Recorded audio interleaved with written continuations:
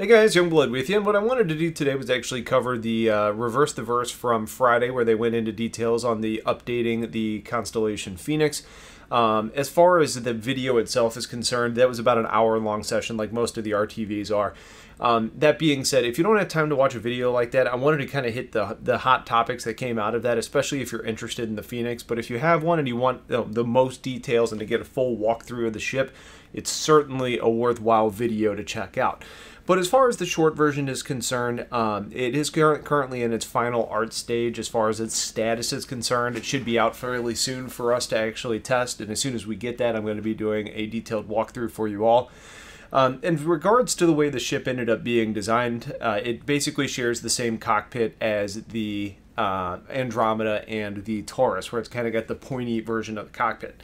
The one that's different is going to be the Aquila, which ends up being the rounded variant. As far as the materials, the colors, the textures, those are all kind of the luxury, the clean looks to the ship. That's applied to the entire ship. There's not just certain areas that differ from the, like Andromeda, for example, that look different interior.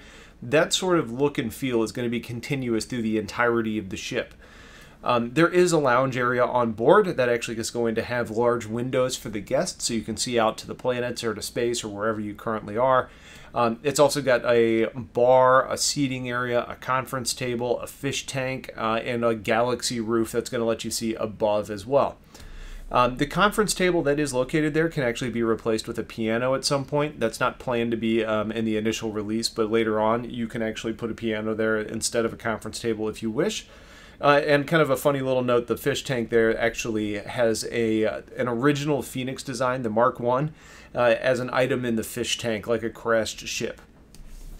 Things that you would see on the more industrial variants, like beams and structural items, are actually going to be hidden in the Phoenix, like through things like design and covering and plates.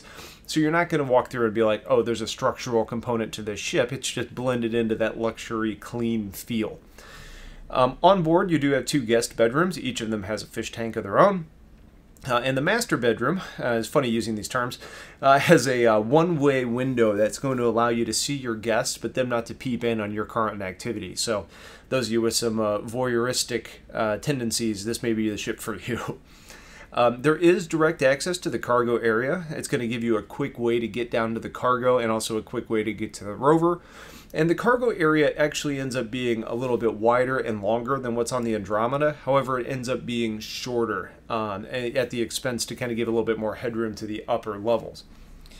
Overall, the size of the ship ends up being about 7 to 10% larger than the Andromeda. I thought that was a little bit strange to find out because I kind of figured they'd be working within the same hull, but I guess if you're changing some of the dimensions of things like the cargo hold, it doesn't really hurt anything to make it a different size altogether. And we all know that the Phoenix has a hot tub, but that can be retracted into the floor, which basically means that if you're not using it, you can walk over it, you can host a party or a dance party there, basically act like it's not going to be there.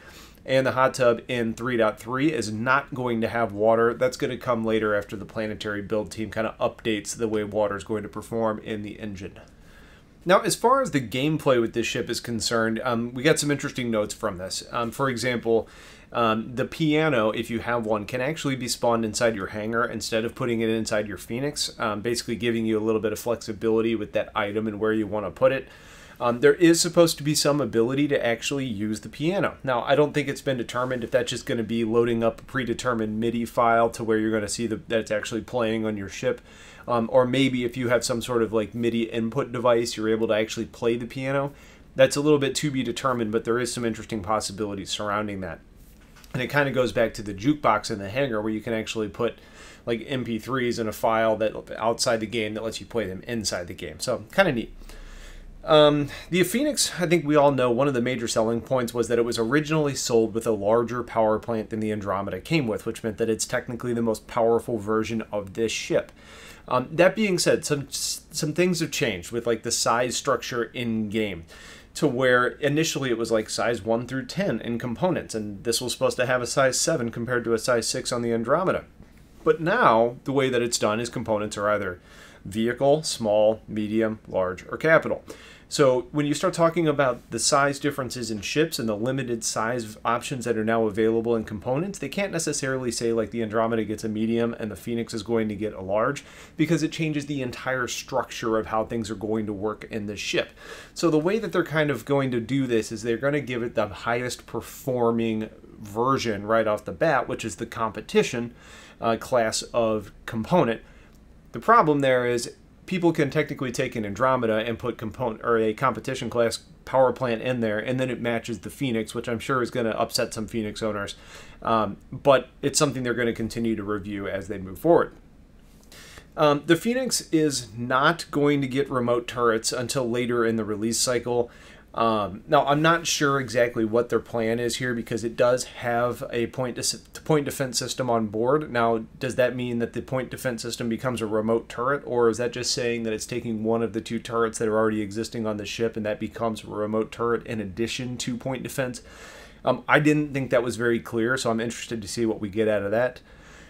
They did say, though, that the Phoenix is going to have slightly improved armor over the Andromeda, though it is going to need some future balancing, and once they actually get in game and combat and like damage testing gets into place. So that can kind of help to mitigate a little bit of the concern that's there about not having an actually larger power plant. Another area where there was some kind of gray areas was that it's now said that the smuggling gameplay is really supposed to be part of the Taurus variant, where they say they sacrifice a turret for that like shielded cargo area. Originally it was sold that at least the impression was given that the Phoenix was supposed to have a shielded cargo hold on board. And now they're saying that's not necessarily the case. So later on, we did see a developer note come out that they're going to go back and research this and see what ends up being best for gameplay. So I would assume that we end up getting some port of shielding there, or maybe an option to equip something that allows you to do that. But it's very clear right now that they don't necessarily have it all worked out.